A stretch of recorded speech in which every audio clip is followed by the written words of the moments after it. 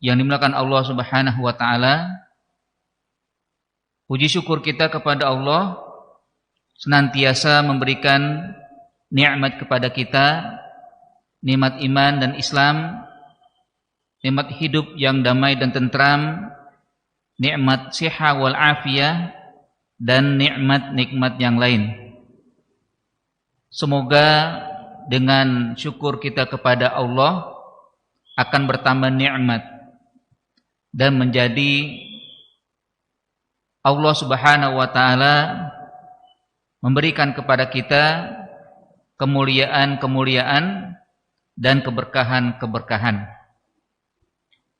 Selawat dan salam selalu kita sampaikan, kita hadiahkan, kita curahkan kepada Nabi kita Muhammad sallallahu alaihi wasallam beserta keluarga dan para sahabat dan para pengikut hingga yaumil akhir. Mudah-mudahan kita termasuk yang setia mengikuti jejak langkah sunnah Nabi sallallahu alaihi wasallam. Semoga pula dengan salawat kita akan memperoleh mendapatkan syafaat atas izin Allah Subhanahu wa taala. Allahumma barik lana fi Rajab wa Sya'ban wa ballighna Ramadan. Ya Allah, berkahi kami pada bulan Rajab dan bulan Sya'ban dan sampaikan kami pada bulan Ramadan. Kita sudah memasuki bulan Rajab dan tentunya kita berharap dengan bulan Rajab Allah Subhanahu wa taala senantiasa memberikan kepada kita keberkahan sebagaimana yang diajarkan oleh Rasulullah sallallahu alaihi wasallam, yang beliau berdoa dengan doa yang tadi kita bacakan. Apa sih makna berkah? Kalimat berkah memiliki makna az-ziyadah wan numu was-sa'adah war-raf'u. Jadi kata berkah itu adalah berarti bertambah, berkembang, berbahagia dan mulia. Itulah yang senantiasa Rasulullah SAW ajarkan kepada kita dalam berbagai aspek kehidupan kita.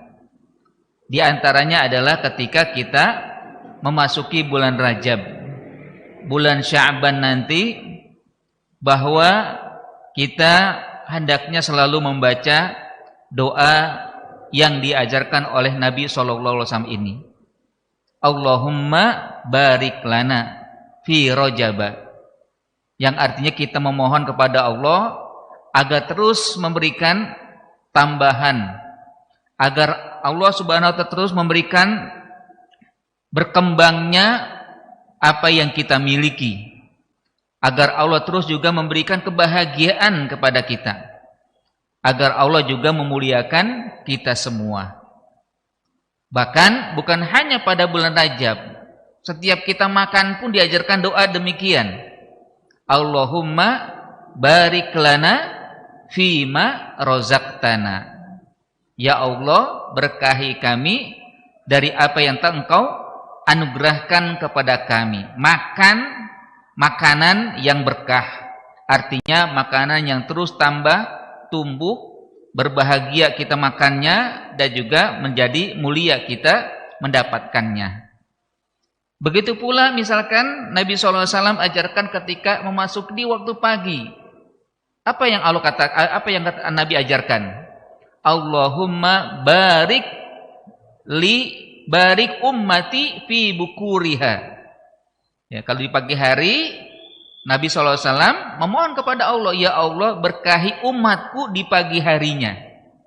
Nah, bagi siapa yang bangun subuh atau bangun sebelum subuh lalu menunaikan sholat, ya, baik yang sunnah maupun yang wajib, lalu juga dengan zikir dan zikir, maka dia akan mendapatkan keberkahan sebagaimana yang Nabi SAW juga doakan untuk kita semua sebagai umatnya.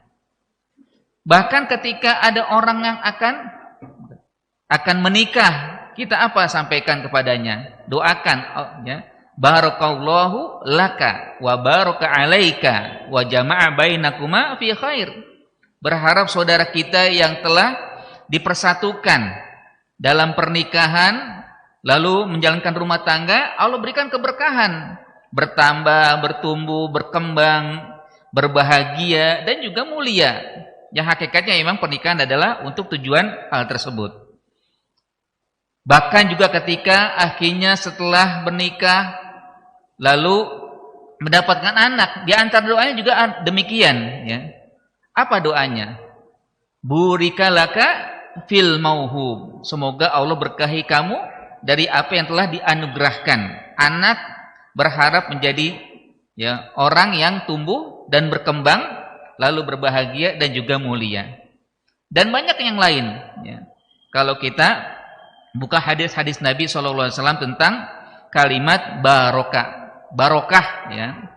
Bahkan kalau kita ngadakan, ya, kalau di kita kan di Indonesia yang mengadakan Maulid, Isra Mi'raj ada berkatnya, ya kan? Artinya bukan berkat sekedar tentengan, gitu kan? Kalau sekarang mungkin sembako, gitu kan? Bukan. Tapi sebenarnya keberkahan yang kita dapatkan dari berkumpul kita, hadir di Majlis Talim, hadir di tempat acara-acara besar, ya, Maulid atau juga yang lainnya. Itu bagian daripada keberkahan, ya. Bukan berharap berkat yang tenteng itu, kalaupun itu dapat, ya itu bagian dari memang kehadiran yang disediakan oleh panitia. Tapi yang pertama adalah keberkahan dari Allah Subhanahu wa taala. Barik Allahumma barik lana fi Rajab wa Sya'ban. Ya, senantiasalah membaca doa ini. Walaupun, ya, seringkali kita mendengar hadis ini katanya dhaif, ya. Hadisnya lemah, ngapain kita amalkan? Tunggu dulu, kan?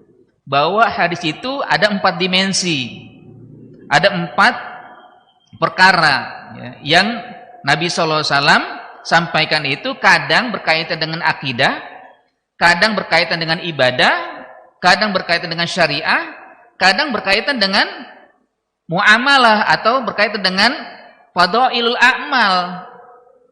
Nah, kalau 3 yang pertama, ibadah, akidah, dan syariah, itu memang harus sahih. Hadisnya harus benar, sampai kepada Nabi. Yang meriwayatkan pun dipertanggungjawabkan. Betul memang. Akidah, misalkan, tentang rukun iman. Ya, tentang iman itu, kita harus memang mendapatkan dalilnya hadis dari Nabi SAW yang sahih. Gak boleh gak sahih. Beriman kepada Allah, beriman kepada malaikat, beriman kepada kitab-kitab, beriman kepada, ya, hari akhir, kepada para nabi, para rasul, ya, dan juga beriman kepada takdir. Kita harus yakin dan mendapatkan dalilnya dari hadis yang sahih. Ditolak kalau hadisnya dhaif, enggak boleh mengamalkan hadis dhaif terkait dengan akidah. Begitu pula dengan ibadah. Enggak boleh kita menjalankan sholat dalilnya hadis dhaif, enggak boleh. Karena ini terkait dengan sah atau tidaknya sholat kita, diterima atau tidaknya sholat kita. Tapi kita yakin bahwa sholat yang kita laksanakan itu merupakan bagian daripada ajaran Rasulullah SAW yang sahih. Sebagaimana yang Nabi SAW pernah katakan, "Shallu kama ra'aitumuni usolli." Ya. Sholatlah kalian sebagaimana kalian sholat. Artinya sahabat melihat sholatnya Nabi. Lalu diikuti oleh tabi'in, ya, karena sahabat pernah melihat Nabi begitu sholatnya. Begitu tabi'in mengajarkan juga kepada para tabi'ut tabi'in, terus sampai kepada kita. Dan ini kita yakin bahwa hadisnya adalah sahih. Bahkan mencapai tingkat mutawatir, karena banyak yang meriwayatkan hadis tentang sholat. Begitu juga dengan syariah, tentang halal dan haram. Harus hadisnya sahih. Gak boleh gak sahih hadis yang terkait dengan ini haram, ini halal, ya. Misalkan khamr diharamkan, memang khamr diharamkan, ada hadisnya. Bahkan bukan hanya meminum khamr yang haram, yang membelinya haram, yang menjualnya haram, yang menyediakan juga haram, kan? Banyak ya terkait dengan pengharaman dari Nabi SAW terkait dengan khamr itu, ya. Begitu juga dengan riba, walaupun Al-Quran mengharamkan, tapi dikuatkan oleh Nabi SAW dalam hadisnya. Tapi terkait dengan fadhailul a'mal, terkait keutamaan perbuatan, nah ini boleh mengambil hadis dhaif. Walaupun berusaha juga untuk mencari hadis yang sahih, tapi kalau tidak ada, enggak ada masalah. Nah ini disepakati memang para ulama terkait dengan hadis barik lana fi Rajab wa Sya'ban, itu katanya dhaif. Tapi tidak masalah. Menurut Imam Nawawi dalam kitab Arba'in, beliau juga mengutip bahwa hadis-hadis dhaif para ulama sepakat boleh diamalkan ketika terkait dengan keutamaan perbuatan. Motivasi kita untuk berdoa, kan? Apakah berdoa boleh bukan dengan hadis? Boleh. Bahkan kita pun berdoa dengan bahasa Indonesia juga boleh. Bahasa Sunda juga boleh. Bahasa yang orang lain nggak ngerti boleh. Allah Maha mengerti bahasa kita. Bukan hanya bahasa yang ada di hati kita juga ngerti Allah Subhanahu wa taala. Sehingga dibolehkan kita mengamalkan hadis terkait dengan kita berdoa kepada Allah agar Allah memberkahi kita di bulan Rajab dan bulan Sya'ban, serta Allah Subhanahu wa taala menyampaikan usia kita memasuki nanti bulan Ramadan. Ini tentunya mengingatkan kita semua terkait dengan bulan yang saat ini kita berada di dalamnya. Marilah kita selalu membaca doa, niatnya doa, niatnya doa agar Allah senantiasa memberikan keberkahan. Nah, jemaah sekalian dirahmati Allah Subhanahu wa taala, kembali kita membahas hadis Riyadhus Shalihin, yang mana kita masih membahas tentang muraqabah, tentang pengawasan, atau tentang adanya perasaan dalam diri setiap kita selalu diawasi oleh Allah Subhanahu wa taala. Kemarin kita sudah membahas hadis yang kedua dan hadis yang ketiga. Saat ini kita akan masuki hadis yang keempat. Di mana hadis yang keempat disebutkan dari Anas. Anas radhiyallahu anhu qala. Dari Anas, semoga Allah meridhoinya, berkata, innakum lata'maluna a'malan hiya adaqu fi a'yunikum minasy'ari kunna na'udduha ala ahdi Rasulillah sallallahu alaihi wasallam minal mubiqati. Anas berkata, sesungguhnya kalian melakukan perbuatan-perbuatan yang menurut kalian lebih kecil dari rambut, padahal pada masa Rasulullah sallallahu alaihi wasallam kami menganggapnya termasuk perkara yang membinasakan atau dosa besar. Nah, ini tentunya adalah perasaan yang harus kita miliki terkait dengan dosa-dosa. Selalu kita merasa Allah mengawasi, khawatir kalau kita melakukan perbuatan-perbuatan yang menurut kita remeh, menurut kita sepele, tapi menurut Allah besar. Banyak mungkin kita merasa hal tersebut adalah kecil, tapi sebenarnya menurut Allah Subhanahu wa taala itu besar. Contohnya contohnya adalah riya. Riya itu kecil atau besar?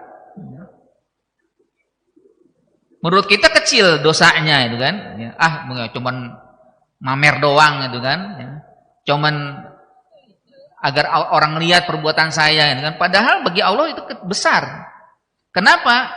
Berarti dia tidak menganggap Allah itu lebih baik daripada orang lain, daripada hambanya.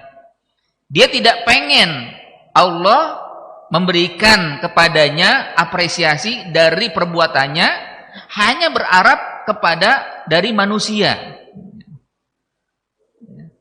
Coba kita bayangkan itu kan, riya itu mamer, ujub, itu adalah perbuatan dosa besar. Tapi banyak orang yang remeh tentang itu. Nah, ini tentunya berbahaya. Bahkan Ria itu termasuk sifatnya orang munafik. Ya.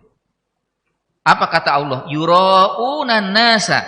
Mereka itu selalu berbuat ria kalau dalam kebaikan, ibadah. Mereka malas-malasan kalau ibadah, tapi kalau ada ngelihat, semangat banget. Antusias dia melakukannya.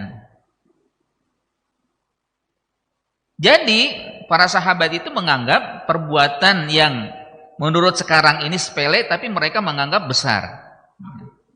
Hah? Ria. Perbuatan ria. Ya. Apa itu ria? Ya. Berbuat baik, ingin dilihat orang, pamer. Ya. Termasuk juga gosip. Nah, ini gosip nih. Ya.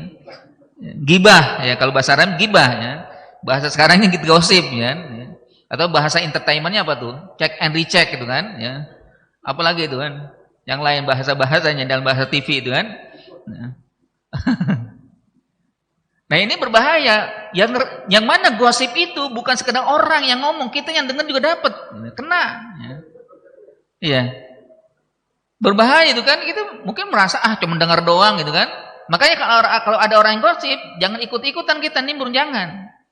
Kalau bisa tinggalkan, kalau bisa ya hiraukan atau mungkin usir aja tuh orang ya. Ini bikin dosa besar nih kan. Ya. Allah katakan apa dalam surat Al-Hujurat? Ya ayyuhalladzina amanu ijtanibu katsiran minaz zanni. Inna ba'daz zanni ismun wala tajassasu wala yaghdab ba'dukum ba'dha. Ya wahai orang-orang beriman, janganlah kalian suudzon kepada orang ya. Nah, suudzon juga termasuk dosa besar sebenarnya. Suudzon. Kenapa? Suudzon itu bagian daripada dosa kata Allah Subhanahu wa taala. Jangan tajasus. Nah, ini tajasus juga nih berbahaya. Tajasus itu apa? Nguntit orang, nyari-nyari kesalahan orang. Ya sebenarnya nggak boleh ya, walaupun dia pemerintah ya, walaupun dia berwenang, nggak boleh sebenarnya. Di zaman Rasul atau di zaman Umar bin Khattab itu nggak pernah mereka itu menghukum orang karena mencari kesalahannya, nggak ada. Justru yang dihukum itu kalau berbuat jelas terang-terangan ditangkap saat melakukan. Iya, dasar hukum itu begitu sebenarnya. Dasar hukum itu tangkap kalau dia melakukan. Kalau nggak ketahuan, ya lepas urusan dia dengan Allah nanti, bukan urusan dengan manusia. Apa?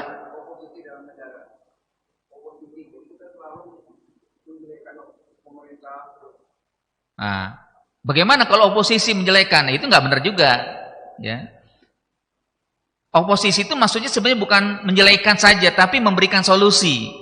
Seharusnya mengkritik tapi membangun, ya. Mengkritik memberikan solusi alternatif.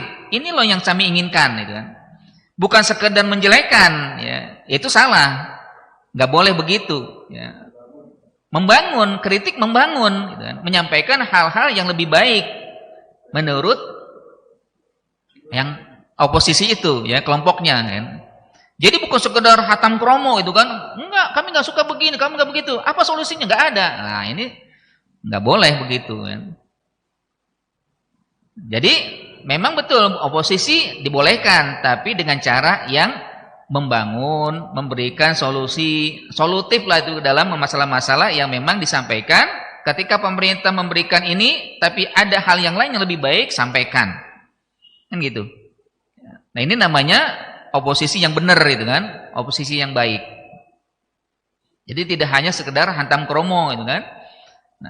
Nah begitu ya tadi disebutkan itu kan, tajassasu, jangan cari-cari kesalahan orang.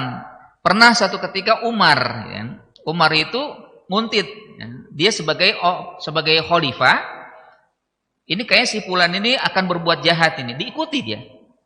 Hanya betul di rumahnya minum khamr dia. Nah, ditangkap langsung, kamu ketahuan, ya. Akhirnya dia merasa punya dalil, loh, kamu nguntit saya ya gitu kan. Kamu kan saya di dalam rumah, nggak ada yang tahu, ya. Berarti kamu nguntit saya. Padahal Allah melarang la tajassasu.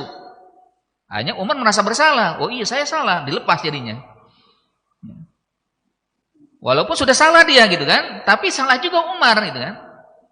Nah ini nggak boleh juga sebenarnya. Kan dalam kaidahnya al-hukmu biz-zahir wallahu yatawalla as-sarair. Yang mananya ketika memvonis orang itu zahirnya, ketika dia melakukan cara terang-terangan, itu hukum dia. Ketahuan di situ kan? Ya, dia mencuri, ketangkep tangan istilahnya kan. Tapi kalau dia tidak ketahuan, wallahu yatawalla as-sarair. Allah yang mengurus apa yang dirahasiakan. Ya, urusan dia dengan Allah nanti.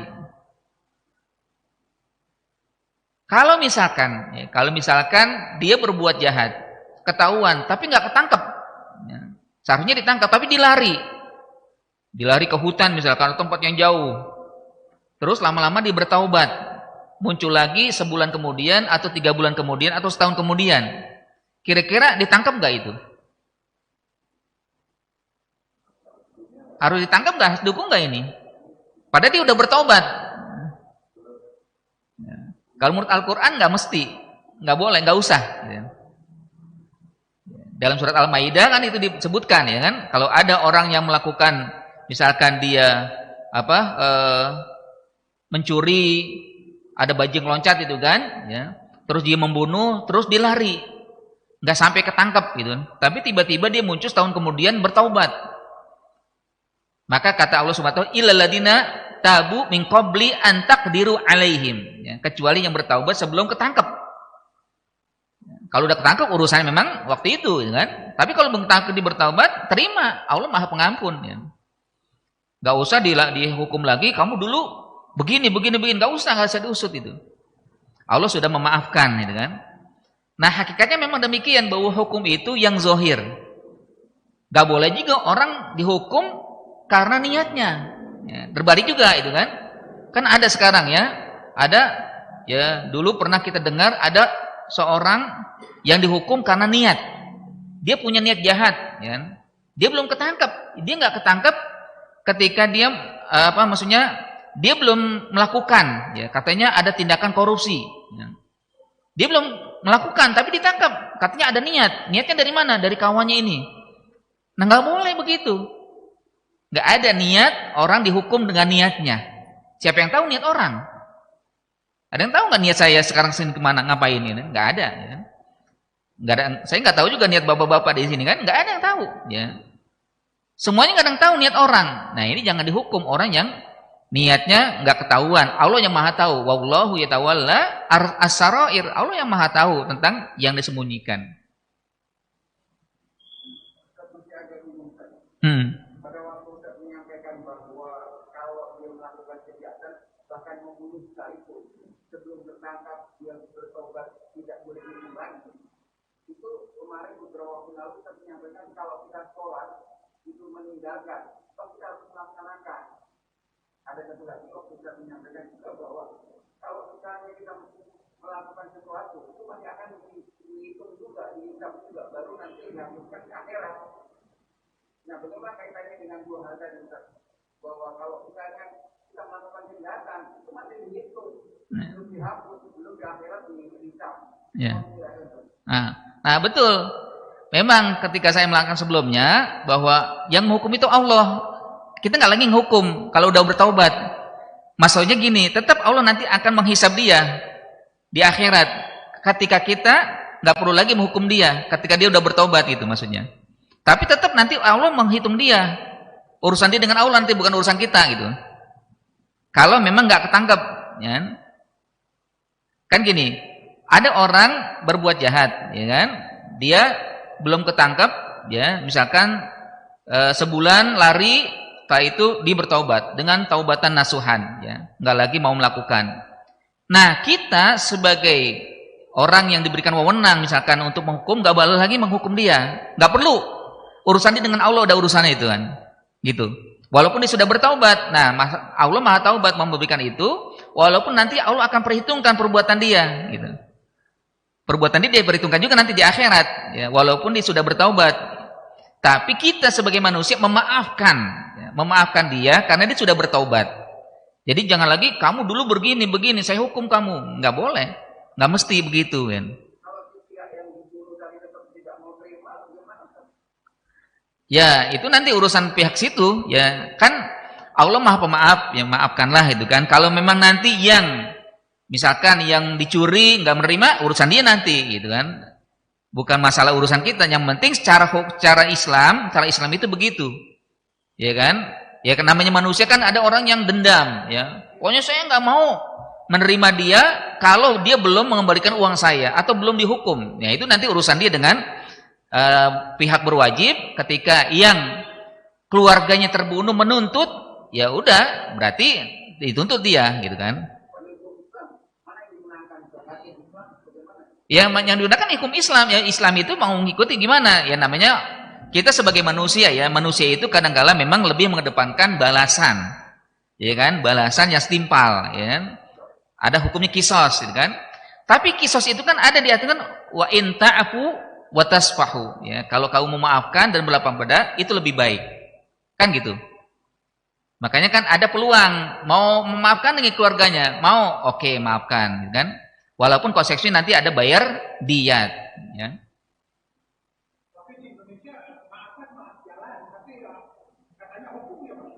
Nah, itu namanya dia belum subhun. Makanya dua kan? Afun, subhun, ya. Itu beda. Afun itu memaafkan, subhun itu lapang dada. Artinya ketika ini saya buka buku. Ini halaman 105. Saya buka, saya masuk ke 107. Berarti yang 105 sudah tertutup kan? Gak kelihatan lagi. Itu namanya subhun. Artinya lepas sudah. Berarti kalau dia masih saya memaafkan tapi dari hukum tetap, ya itu belum subhun berarti. Gitu. Makanya Nabi SAW juga perintahkan wa in ta'fu wa tasfahu, ya. Jika engkau mau memaafkan dan kamu mau berlapang dada, hilangkan semua dosa-dosa dia, tidak lagi anggap dia salah, terima dia sebagai orang sama dengan yang lain, gitu. Itu namanya subhun, ya, berlapang dada. Seperti sofha, ya, sofha itu membuka lembaran buku. Kalau kita buka lembaran buku pasti akan tertutup lembaran yang sebelumnya, ya, pasti begitu kan? Nah, kalau ada orang yang enggak begitu berarti dia belum sofhun, ya, belum berlapang dada. Nah, seringkali memang kita demikian. Ya, pokoknya saya enggak mau, ya, menerima dia lagi walaupun saya sudah memaafkan, ya. Itu belum berarti belum berlapang dada. Ya. Jadi memang antara hukum tata negara dengan hukum agama itu memang agak gimana? Karena di negara kan tentu hukum itu harus ada anunya. Karenanya kalau kau bersalah ya dibuktikan segala macam. Ini memang kategori dia itu ditolak. Kan sifat tobat itu goib itu. Artinya saya depan pengadilan depan hakim, saya tobat hakim. Gimana sih buktikan saya tobat? Apa sabar? Apa gitu? Ini memang kadang-kadang seperti kejadian. Ya, kayak gitu memang. Ya terkait dengan hukum konvensional, ya, atau hukum yang dibuat oleh manusia itu pasti mengedepankan hal bagaimana manusia, ya. Kalau Allah mengedepankan bagaimana, ya, nanti orang itu dimaafkan lebih baik daripada diberikan hukuman, ya. Kan gitu. Kalau kita memang lebih baik membalas hukuman, ya, daripada memaafkan, ya. Apa? Subhun. Subhun, ya. Sofaha, subhun. Sofaha. Sofaha. Ya, bukan subhun. Sofaha. Afun, subhun, ya. Ya. Afun memaafkan. Subhun itu lapang dada. Berlapang dada menerima semua kesalahan dia, lalu menghilangkan, tidak lagi, ya istilahnya seperti orang membuka lembaran baru. Nol lagi gitu kan. Seakan-akan dia tidak pernah berbuat salah.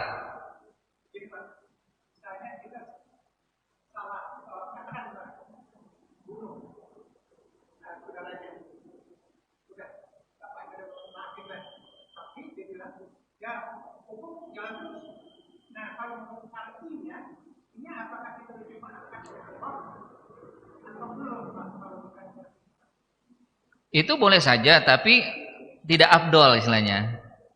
Kadang-kadang masalah sebenarnya untuk itu. Dia berhak, ya. ahli yang dibunuh orangnya, keluarga itu yang terbunuh, itu berhak untuk menuntut. Saya maafkan, jalur hukum silakan tetap dilaksanakan, nggak ada masalah, nggak ada salah juga tentunya. Tapi dalam Islam itu kalau kalian memaafkan itu lebih baik, itu aja. Bukan berarti salah, gitu kan? Ya. Kalau di negara Arab, di terbunuh keluarga yang tidak menuntut, si hakim kan memutuskan bebas. Iya. Kalau nggak menuntut bebas. Ya. Iya. Tapi kalau menuntut misalkan, ya udah kami memaafkan, ya. Kami maafkan, tapi nanti yang membunuh wajib membayar diat. Ya, ganti untung gitu lah, ganti rugi lah ya. Diat namanya, penggantinya. Itu sebagai tali kasih ya. Nah, ini jadi tentang hukum nih ya. Artinya memang terkait dengan apa yang dilakukan oleh seseorang seringkali kita menyepelekan. Ibaratnya gini, orang kafir itu menganggap dosa itu seperti lalat yang nempok di wajah kita. Itu orang kafir, remeh. Ah, begini aja hilang pasti kan? Nyamuk nempel, tinggal kita datengin dikit aja. Kita gini aja dan langsung lari kan? Itu orang kafir menganggap dosa itu begitu. Tapi orang beriman menganggap dosa kecil itu seperti gunung yang akan menimpanya. Gunung besar yang akan jatuh ke tubuhnya, sangat takut sekali. Nah, itu orang beriman ya. Tapi kadang-kala ya karena iman kita kecil sehingga menganggap remeh seperti itu kan. Kalau kita punya iman yang kuat, yang baik, maka kita anggap terus begitu. Jangan menganggap kamu berbuat dosa, tapi anggaplah kamu berbuat dosa kepada siapa gitu kan. Kadang-kala kita menganggap dosa itu biasa, padahal kita berbuat dosa itu di hadapan siapa? Kalau di hadapan orang mungkin menganggap biasa, tapi kalau di hadapan Allah sesungguhnya itu besar. Kan gitu. Nah, inilah yang dirasakan oleh sahabat-sahabat Rasul, bahwa mereka selalu merasa besar ketika berbuat dosa. Dulu ada kisah pemuda kan, dia di zaman Rasul, dia ahli ibadah. Nggak sengaja dia ngelihat, kalau dulu kan itu kalau kamar mandi itu ini ya agak terbuka, bukan terbuka tapi artinya nggak di rumah gitu kan. Ya di luar itu kan. Nah, dia nggak sengaja ngelihat, kalaupun di rumah, tapi kan kalau pintunya itu nggak seperti kita, pintunya rapat ya. Jadi pakai kain aja tertutupnya itu, kalau dulu di zaman Rasul itu. Nah, lewatlah pemuda ini nggak sengaja ngelihat wanita itu mandi, nggak sengaja. Iya, kalau kita kan sengajain kan, ya. Atau kalaupun sengaja, gampang ini masih sekali ini kan langsung plototin terus ya. Nah, nggak sengaja dia langsung apa? Ya Allah, saya berbuat dosa besar. Akhirnya dia nggak mau ketemu Nabi, merasa malu berbuat dosa besar. Padahal dia selalu terlihat oleh Nabi. Langsung dia pergi ke tempat yang jauh, ya, diminta bertaubat, ya, merasa bersalah gitu kan. Akhirnya Nabi merasa kehilangan, si fulan kemana ya? Kok nggak pernah kelihatan lagi nih? Akhirnya dicari-cari, disuruh Umar sama Abu Bakar disuruh Rasul untuk mencari di mana si fulan. Akhirnya dicari, ketemu di suatu perkampungan yang dia naik ke atas bukit, ya, dia sholat di situ, minta taubat di situ. Kalau dia lapar turun ke bawah, ya, beli susu kambing, ya, beli susu kambing, minum susu. Setelah itu balik lagi ke atas, terus begitu. Ya. Akhirnya ketemu oleh Umar, ya, setelah mencarinya disuruh pulang. Ya, disuruh pulang ke menghadap Nabi, ya, karena Nabi mencarinya, ya. Kenapa Nabi mencari? Karena Jibril menyampaikan, ya. Nah, ini juga perlu kita pahami ya, bahwa Nabi itu walaupun manusia tapi juga beliau ini diarahkan oleh Allah SWT untuk mendapatkan wahyu, ya. Hadis itu juga terbagi dua lagi kan, hadis yang wahyu, perkataan Nabi itu wahyu, ada juga kadangkala ijtihad Nabi, ya, perkataan sebagai manusia. Ya. Kalau wahyu pasti benar, ya. Kalau wahyu pasti benar, ya. Dan apapun itu, walaupun Nabi tidak berpengetahuan, itu kan, atau tidak pernah belajar, itu kan, sudah pasti benar apa yang kata Nabi. Ya. Banyak contoh-contohnya ya. Dulu pernah ya diuji, ya, dites lah oleh Abu Hurairah ya. Ini kayaknya pernah saya sampaikan kalau tidaklah salah ya. Jadi Nabi mengatakan ada tumbuh-tumbuhan di tanah Arab itu yang dia bisa menyembuhkan mata yang sakit. Kalau mata sakit, maka pakai tumbuhan itu. Namanya tumbuhan al-kama'atu, ya. Dia tumbuhan yang ada di tanah Arab, ya. Akhirnya setelah Nabi meninggal, Abu Hurairah yang mendengar hadis itu menguji, kira-kira benar nggak apa yang disampaikan oleh Nabi? Sudah meninggal Nabi, sudah jauh, kan? Akhirnya diambil itu tumbuhan itu yang disampaikan oleh Nabi, diperes, ya. Kebetulan pembantunya sedang sakit mata, akhirnya diteteskan, ya. Sembuh setelah itu. Berarti benar, ya. Ini wahyu Nabi, ya. Wahyu dari Allah yang disampaikan oleh Rasul Shallallahu Alaihi Wasallam. Ya. Kadangkala ada juga bukan wahyu, tapi Nabi menyampaikan, ya. Menyampaikan itu sesuai dengan pendapat Nabi, ya. Kisahnya ada, ya, di mana suatu ketika Rasul melewati pertanian, ya. Nah, pertanian itu, ya, pohon korma, ya. Maka datanglah Nabi kepada petani itu.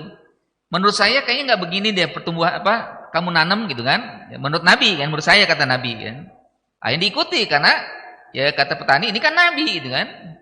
Nah, rupanya berbeda dengan yang biasa ditanam oleh petani itu sehingga hasilnya nggak bagus, ya. Hanya berbeda hasilnya, ya. Beberapa saat kemudian setelah dilihat kok hasilnya nggak seperti yang diinginkan, dia datang kepada Nabi. Maka disampaikan, wahai Rasul, dulu kan pernah kita ketemu, ya. Iya, kenapa? Engkau pernah menyampaikan pendapatmu seperti ini. Ayo saya lakukan. Memang kenapa? Hasilnya berbeda ya Rasul. Tidak seperti yang saya lakukan sebelumnya, mendapatkan hasil yang baik. Terus kenapa? Kau begini gitu kan? Kau kan Nabi. Ya. Maka apa kata Nabi? Antum a'lamu bi umuri dunyakum, katanya. Ya, kamu lebih tahu urusan dunia kamu. Itu kan pendapat saya, katanya gitu. Ya. Jadi kadang memang Nabi menyampaikan hadis sesuai dengan wahyu. Itu pasti benar. Ya, kadang bukan wahyu menurut pendapatnya. Makanya perlu juga kita tanya, ini wahyu atau bukan? Gitu. Kalau bukan kita ya, tapi sahabat waktu itu kan. Ya, kadang sahabat bertanya itu kalau Nabi menyampaikan, ini wahyu atau bukan ya Rasul? Kalau kata Nabi wahyu, udah pasti benar, nggak akan disangkal. Ya. Tapi kalau menurut ini pendapat saya, nah berarti nanti sahabat akan menyampaikan yang lebih tepat. Ya. Kayak di perang Badar ya, kan ada ya Nabi SAW menyampaikan kita akan berdiam di sini, kita akan kuasai daerah ini kata Nabi. Akhirnya sahabat datang itu, ya Rasul yang kamu sampaikan wahyu atau bukan? Awahyun anzalakallah am ijtihadun. Ini wahyu atau ijtihad kamu ya Rasul? Kata Nabi, ini ijtihad saya. Oh kalau begitu menurut saya nggak begini ya Rasul. Kita mendingan kuasai yang tempat sana yang ada airnya, kita rebut airnya, kita kuasai airnya, maka musuh-musuh tidak akan mendapatkan air. Ya udah kalau gitu saya setuju. Nah setujui. Gitu kan? Ini pendapat Nabi yang istilahnya tanda kutip dianulir ya oleh sahabat karena sahabat lebih paham tentang medan perang, gitu kan? Ya. Tapi kadang-kadang wahyu juga ada. Ya.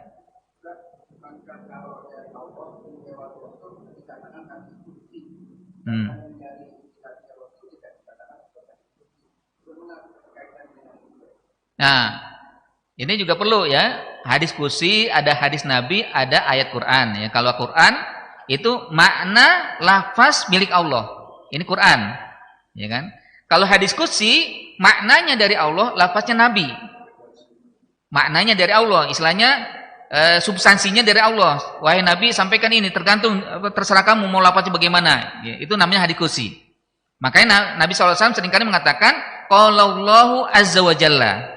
Itu berarti hadis qudsi karena Nabi merasa ini adalah maknanya dari Allah, lafaznya dari Dia.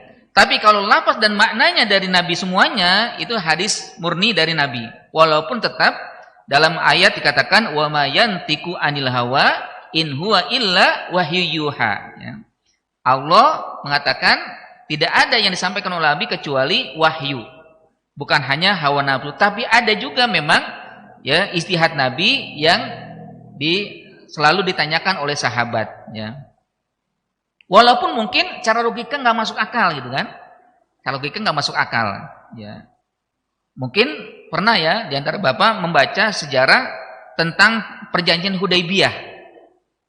Kira-kira apa dalam perjanjian Hudaibiyah itu? Kan gak masuk akal ya, gak adil kan? Apa gak adil kata Umar? Kalau ada orang Mekah datang ke Madinah setelah perjanjian ya, datang ke Madinah, gak izin walinya, Muhammad wajib mengembalikan. Kan ada perjanjian itu kan, orang Mekah pergi ke Madinah, minta perlindungan ke Madinah, maka wajib Muhammad mengembalikan orang Mekah ini ke Mekah. Tapi kalau orang Madinah ke Mekah, Nabi Muhammad nggak berhak memintanya. Adil nggak begitu? Perjanjian nggak adil kan? Kata Umar nggak adil, apaan begini? Umar marah, ya. Sampai Umar mengatakan apa? Ya dalam bahasa kita, ente Nabi bukan sih gitu kan? Kok mau kita diginiin gitu kan? Ya. Nabi diam aja. Karena ini wahyu, ya. Ada baiknya nanti ke depan. Ya. Akhirnya ya agak ini juga kan, agak marah itu kan Umar ya. Sampai akhirnya keluarlah kata-kata Nabi, ana nabiyun ana la akzib. Ya, kata itu. Ini wahyu berarti. Saya ini nabi wahai Umar dan saya tidak akan berbohong. Ya. Padahal cara logika ini nggak masuk akal, cara logika nggak adil perjanjian seperti itu. Banyak lagi sebenarnya poin-poinnya yang nggak adil. Ya. Tapi akhirnya Nabi SAW mengatakan ini wahyu yang memang harus dipahami walaupun memang agak sulit untuk diterima. Pernah juga ya, ceritanya lucu juga ini kan, ya. Amr bin As baru masuk Islam. Ya kan? Akhirnya diutuslah pasukan untuk menyerang satu daerah. Pemimpinnya Amr bin As. Umar marah. Loh, saya kan senior. Dia baru masuk Islam ini. Kok dijadikan pemimpin? Ya, protesnya nggak ke Nabi Umar, protesnya ke Abu Bakar. Ya, kok begitu Abu Bakar? Ya, Rasul kok mempercayakan kepada Amr bin As. Ya, Allah kata Abu Bakar? Ya, Rasul lebih tahu kan. Datanglah, jalanlah itu kan pasukan. Akhirnya sampai ke suatu tempat, Amr bin As memutuskan, kita tidak boleh menghidupkan api unggun. Gak boleh menghidupkan api sedikit pun. Padahal kondisi dingin. Untuk menghangat ban gak boleh. Pertama ya, marah Umar. Ini ngapain begini? Kita lagi dinginan kok begini kan itu. Pertama gitu kan.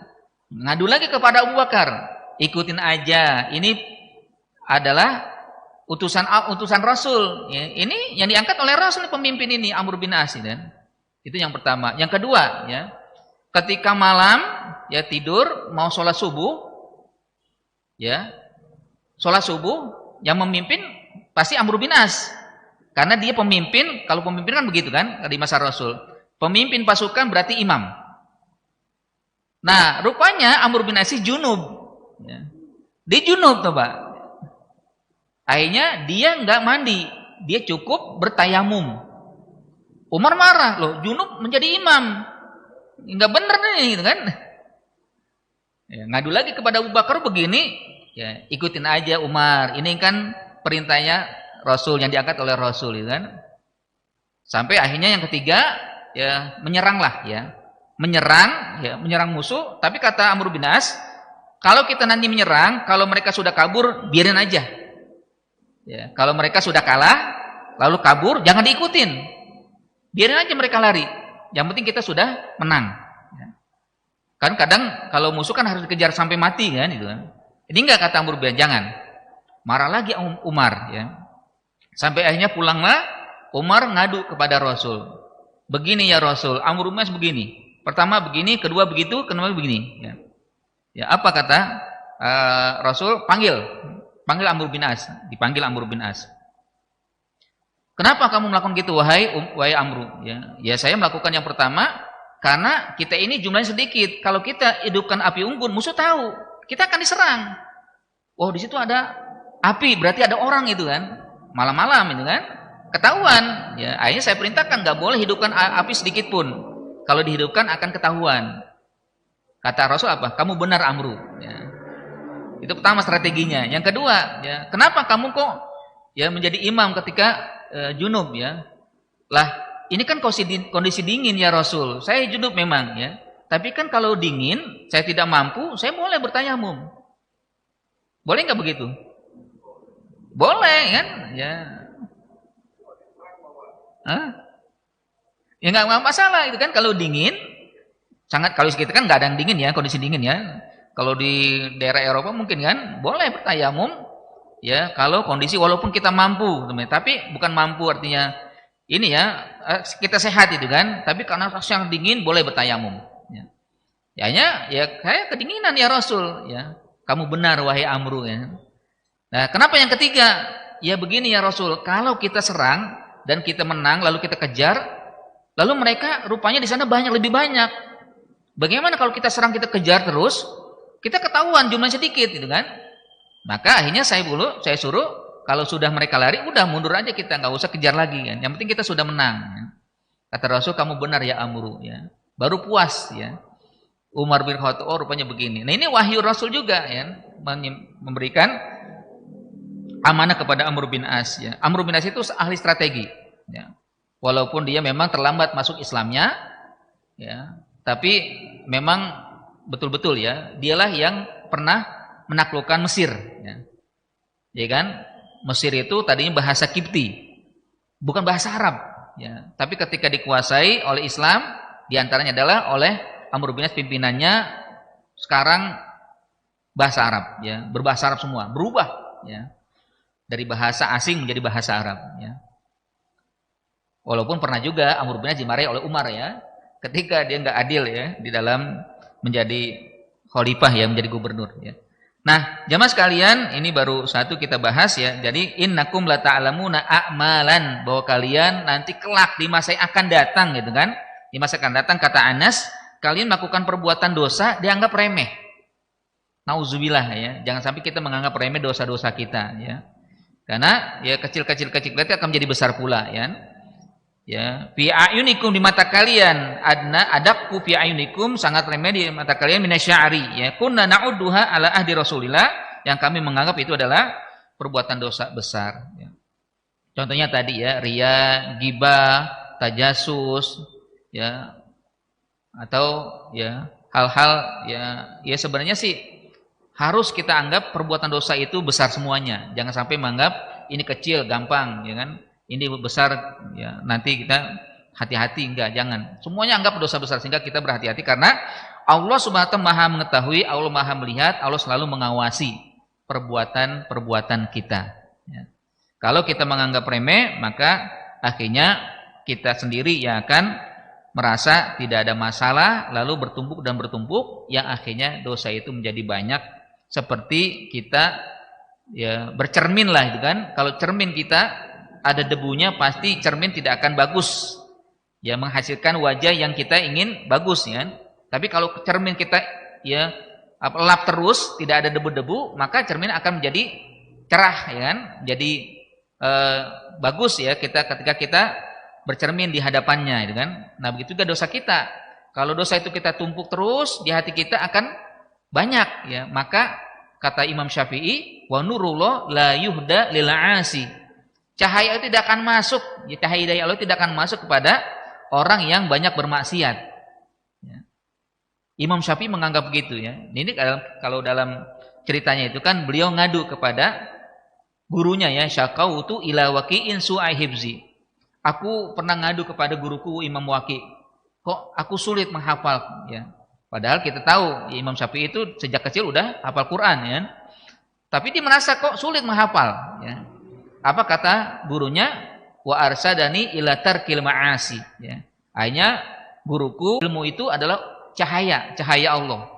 Wa nurullah la yuhdalil 'asi. Cahaya Allah tidak akan masuk pada orang yang suka berbuat maksiat ya. Ya sebenarnya bukan ilmu saja, keberkahan yang tadi kita bahas ya, atau juga hidayah ya. Iman akan sulit untuk masuk kepada kita kalau kita punya banyak ya, dosa, walaupun mungkin dosa kecil ya. Ya melihat wanita itu kan, itu mah biasa itu kan ya. Padahal itu dosa yang memang kecil, tapi kalau kita sering terus ya apalagi merasa kata Nabi al-ulalaka wasani alaika itu kan. Yang pertama dulu udah nggak apa-apa kan. Jangan juga sebenarnya gitu kan. Ya. Nah, ini tentunya menjadi renungan bagi kita, ya. Kita harus senantiasa mencamkan bahwa semua perbuatan Allah akan melihat dan mencatat, ya pasti melihat dan mencatatnya, dan tentunya kalau baik akan menjadi kebaikan untuk kita. Tapi kalau ya walaupun kecil dosa juga pasti akan dicatat, ya akan ya kalau tidak kita mau ampun segera ya maka akan banyak ya. Baik, waktu sudah masuk Isya ya. Sebelum kita tutup mungkin ada yang ingin disampaikan atau ingin bertanya. Tapi kayaknya tadi sudah bertanya-tanya ya. Tapi mungkin ada yang lain ingin bertanya, silakan. Ya, Pak.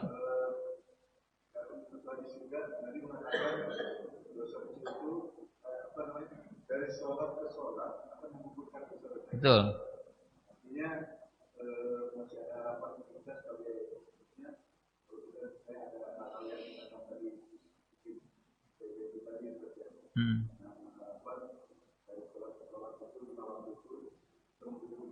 Ya. Nah, betul memang itu yang dijanjikan oleh Nabi kan. As-shalawatul khamsu ya, salat 5 waktu itu kan menggugurkan kesalahan yang kecil, kesalahan-kesalahan yang kita lakukan di antara dua salat ya. Antara salat satu dengan salat yang kedua ya. Dan itu betul memang ya. Ya, jadi kita berharap itu meringankan lah, jadi itu meringankan kita untuk bisa lebih banyak mendapatkan hidayah Allah ya, mendapatkan cahaya Allah ya. Ya. Walaupun memang ya tetap Allah Subhanahu wa taala masih menyimpan itu paling tadi nanti rahmat Allah akan Allah berikan karena kita senantiasa mengiringi ya. Kalau kemarin kan kita bahas hadisnya wa'at bil hasanata asayyatal hasanata ya. Iringi keburukan dengan kebaikan. Di antaranya dengan salat itu ya. Kebaikannya ya. Sehingga akan terhapus ya. Ya.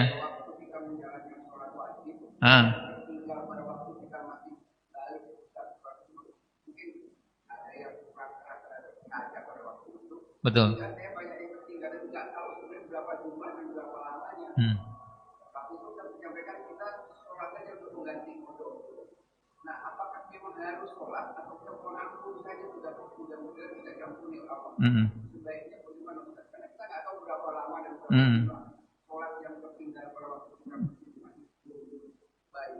Ya. Jadi itu kan hak Allah ya. Salat itu hak Allah, kewajiban kita. Sebagaimana kita punya utang kepada orang, hak siapa itu? Hanya saudara kita kan? Ya, jadi logikanya adalah hutang. Mungkin kita merasa pengen ya, udahlah maafkanlah, saya nggak punya uang lagi nih ya. Hutang saya minta dimaafkan gitu kan? Ya, mungkin mau dimaafkan ya. Tapi kadang-kala ada juga yang tetap minta lunasi ya. Nah, Allah juga demikian, mungkin aja Allah memaafkan, tapi Allah juga tetap minta lunasi hutang itu. Ya kan? Kalau nanti misalkan saya tuntut kamu untuk lunas, kok nggak lunasi? Kan engkau maha pemaaf ya Allah. Ya betul memang Allah maha pemaaf ya. Tapi kalau misalkan memang Allah ingin ya tetapkan untuk melunasi, bagaimana? Ya kita nggak bisa lagi. Ya. Mendingan semasa hidup kita harus berusaha untuk mengkodok ya sehingga lunas ya daripada kita merasa Allah maha pemaaf, gampang lah gitu kan? Ya padahal ini hak Allah gitu kan? Bukan hak kita, hak Allah untuk kita tunaikan. Ya. Sebagaimana nanti Allah juga akan melaksanakan haknya kepada hamba.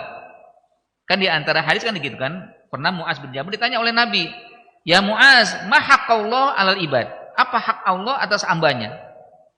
Ya. Maka Mu'az enggak menjawab dan mengatakan Allah wa Rasul alam, Allah dan Rasulnya lebih tahu. Maka kata Nabi, haqqallah alal ibad adalah an ya'buduhu wa la yusyriku bihi syai'a, beribadah kepadanya dan tidak mensyirikkan Allah. Itu hak Allah. Nah, kalau hak Allah berarti harus kita tunaikan enggak? Harus kita tunaikan kan? Kalau enggak, berarti kita hutang dengan Allah gitu kan itu.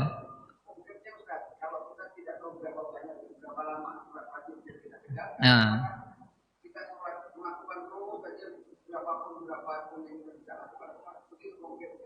Lebih baik. Kalau menurut saya lebih baik begitu. Ya, seumur hidup kalau mau boleh juga, ya. Iya, mengkoda terus ya. Ya, hitung-hitung mungkin saya mulai rajin sholat kapan ya? Kayaknya usia 40 tahun. Iya gitu kan. Berarti pas itu berapa? 30 tahun ya? Iya, ya gitu kan. Hitung aja nggak apa-apa begitu. Ya. Ya. Ya.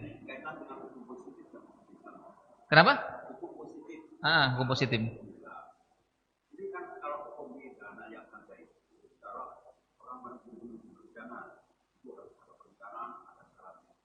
Tapi kalau taruhlah dia sudah dulu, dia langsung subur itu atau kemana, dia karena dia membunuh. Tapi untuk Islam memberikan itu harus hukuman mati. Dia menjalani hukum di dunia itu bagaimana? Apa sudah cover yang sebagaimana dia Islam tidak? Dia orang korupsi, terus di sana kan berlaku berapa tahun, terus apa bisa dikonvensi antara dua. Yang kedua, pertanyaan masalah foto. Kita kalau di Mekah itu kan itu 100.000. Apa kalau kita sholat pohon di sana, pojok satu, apa dia 100.000 gitu? Nah, itu pertanyaan saya. Karena saya kadang-kadang mikir, apa sudah draw ini? Karena saya lama pernah setahun satu pojok itu. Terus, kalau Mekah itu sudah. Mohon penjelasan. Iya. Waalaikumsalam warahmatullahi. Yang pertama memang hukum positif itu tidak mengcover ya. Makanya kan kenapa harus diterapkan hukum Islam? Hukum Islam kan perintah Allah.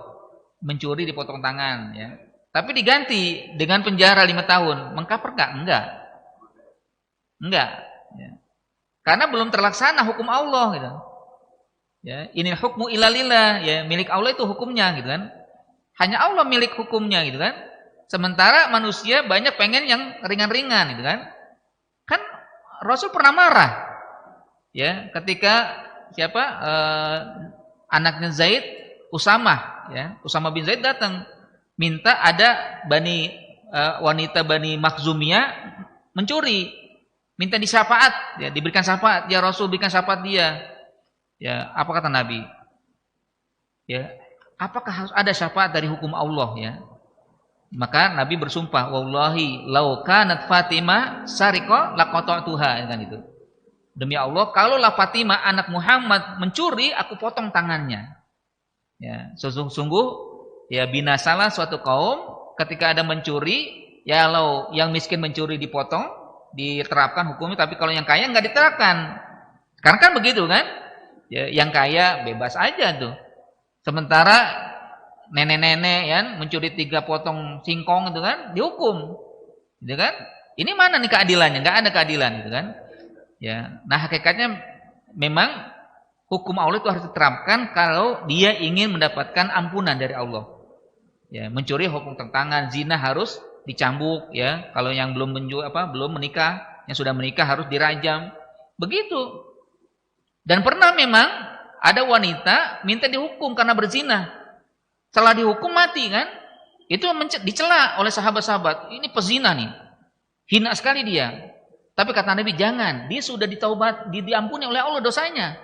Karena diterapkan hukumnya itu kan. Walaupun dihukum rajam sampai mati, dia akan diampuni oleh Allah. Karena dia merasa bersalah dengan perbuatannya. Tapi kalau dia berzina, dihukum penjara, belum ada itu ampunan Allah. Kan belum ada di situ terapkan hukum Allah ya. Jadi enggak tercover gitu kan. Iya. Nah, yang kodok bagaimana? Enggak bisa, tetap itu hanya jadi kan itu istilahnya motivasi orang untuk beribadah di sana yang lebih baik dari 100.000 ya. Ya, bukan berarti berkali sama saja dengan orang yang kata Nabi, orang yang puasa yang hari Arafah itu kan, ya kan diampuni dosa-dosanya ya. Ya, maka udahlah saya enggak sholat lagi itu kan, ya kan udah diampuni dosa-dosa ya. Atau ketika kita puasa 3 hari Ayyamul Bid kan, itu kan 1 hari puasa dikali 10 kan pahalanya. Berarti 30 seakan-akan puasa. Berarti saya enggak puasa lagi lah habis itu. Ya kan, cukup 3 hari.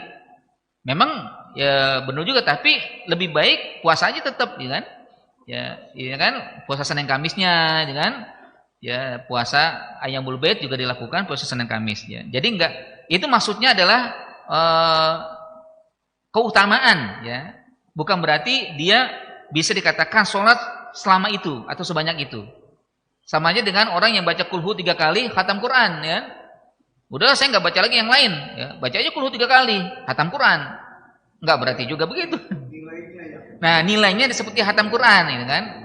Kenapa? Karena kulhu itu sepertiga Quran, sulusul Quran, ya.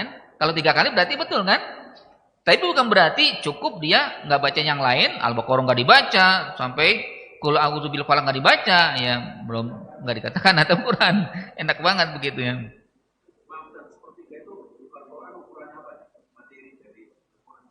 Hah?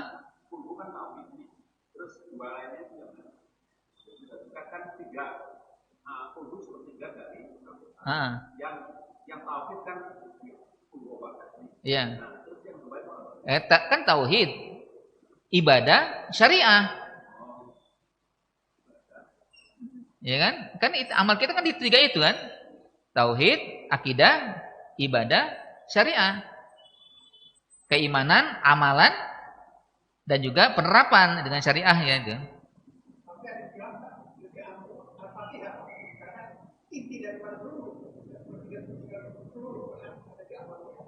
Kalau Al-Fatihah memang umul Quran disebutnya, umul kitab, induknya.